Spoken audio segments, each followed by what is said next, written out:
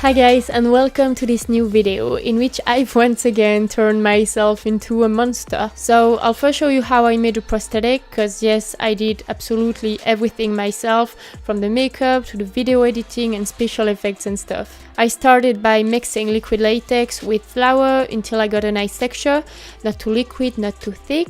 I used my face cast as a base to build my prosthetic, and I put the mixture on it in a circle, and I started to shape the texture how I wanted it to sit on my face. For the teeth, I made them out of polymorph plastic that I melted in some boiling water before giving them the shape I wanted. Then I placed them one by one in the mixture. I covered the outside of the mouth with a second layer of liquid latex and flour to make sure that everything would stay in place. I finished by smoothing the edges of the prosthetic with liquid latex, and then I let it dry for 24 hours before peeling it off from the face cast. Don't forget to powder everything right after. I then removed all the teeth so that I could work on the colors more easily. I first used some reddish and burgundy grease paint, so actually I created a sort of gradient that goes from a lighter shade of red in the outside to an almost pitch black color in the inside of the mouth to give it more depth. For the edges of the prosthetic, I used alcohol activated paint to give a skin color to the latex, and then I used a reddish shade on the top of the prosthetic to give an irritation effect. I glued the teeth one by one with some strong glue before coloring them in yellow, still with alcohol activated paint. So here what I've done is that I've created a transition of colors that goes from orange on the base of the teeth to yellow on the tips. It's what makes the teeth look the most realistic, I think. And this is the final result of the prosthetic when it's finished. Time for the application. So I used a white pencil to draw the location of the prosthetic on my face, and then I applied spirit gum on my skin and on the prosthetic. You can also use prosaic glue if you want, it will work just fine. And then I applied it on my face.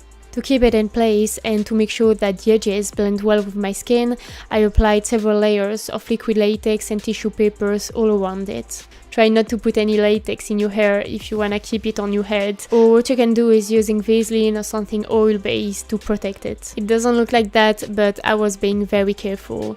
I used a hair dryer so that the latex could dry faster. Then I worked on the colors again using the same process as when the prosthetic was on my face cast, so again with some alcohol activated paint and this gradient of skin colors that goes from my usual color of skin to a more reddish irritation type of effect. To give more texture to the edges of the mouth, I used two types of stipple sponges and some small brushes. I also gave an irritation effect to my neck so that it would match with the rest of my face. And then it's time for the blood. So I first use a fake coagulated blood all around each tooth and in the inside of the mouth. Again, it's to give more texture to the prosthetic.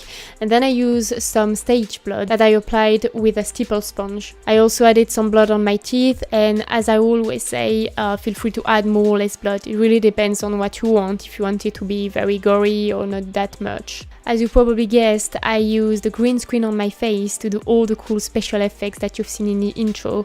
So I applied a green fluorescent body paint that basically acts as a green screen. But if you want to reproduce this makeup, what I suggest is to paint your face black instead of green, and it will still look very cool. I added a bit more blood and made some of it drip on my neck, and there we go for the final result.